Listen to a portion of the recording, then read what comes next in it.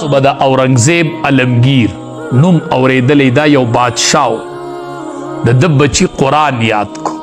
نو د خپل پلار ته وی پلاره زما بچی قرآن یاد کو ته نن راشه اما نن خوشحالی ده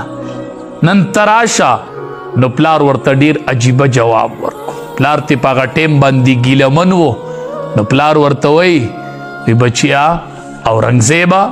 دا خو ستا بچی قرآن یاد کو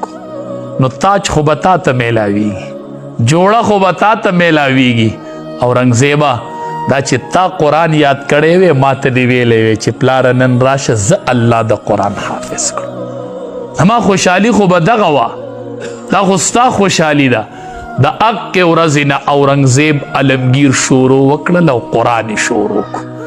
دسی ورځ پې راله قرآن یاد کو الله د قرآن حافظ کو پلار راوغوښې پلاره راشه نن ما قرآن یاد کړ الله قرآن هر چاته یادی هر چاته بادشاہان د قرآن حافظات تیر شوي دي بادشاہان اغیتم الله قرآن یاد کړی دی حسین احمد مدنی رحمت الله علیه چې کله جیل کو نو د عمر 70 یا 75 سالو او 20 کالا یا 15 کالا او په جیل کې قرآن شروع کو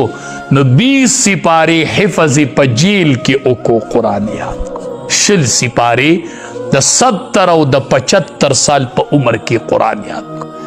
امام محمد رحمت الله علیه بارک راضی چې په اوو ورځو کې قرآن یاد کړو په اوو ورځو کې قرآن کریم نو دا درته یو مقدم موقع دا اولاد دا د اخرت تپاره یو بهترین ذخیره ده بهترین ذخیره ده دا اولاد بچیم کې نه وای دا بچی د ځان نه داسې جدا کوي دا مینې والا پرې کوي دی بجاړي او ته مینه پرې کا ته بجاړي او بچې د ځان نه جدا کا بایزید بوستامي رحمت الله علیه پلار مړو او موري مدرسې ته بوس ای بچیا الب کور ترازی چې کله د قرآن علم پوره کی خاون نشته او بچې د ځان نه لرک داسې ورځ پې رالاله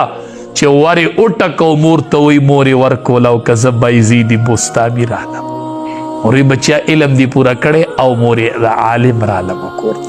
مور دروازه کوله وکړله او په مصله الله ته ودرېدله دعا کوي وی خدایا تا نن د یوې کونډې مور ارمان پوره کو بچې دی ورله د قرآن عالم تکړه شی تکړه بچی قرآن لور کوي کم از کم یو بچې د قرآن حافظ او عالم جوړ کا دا د اخرت یو لویه ذخیره ده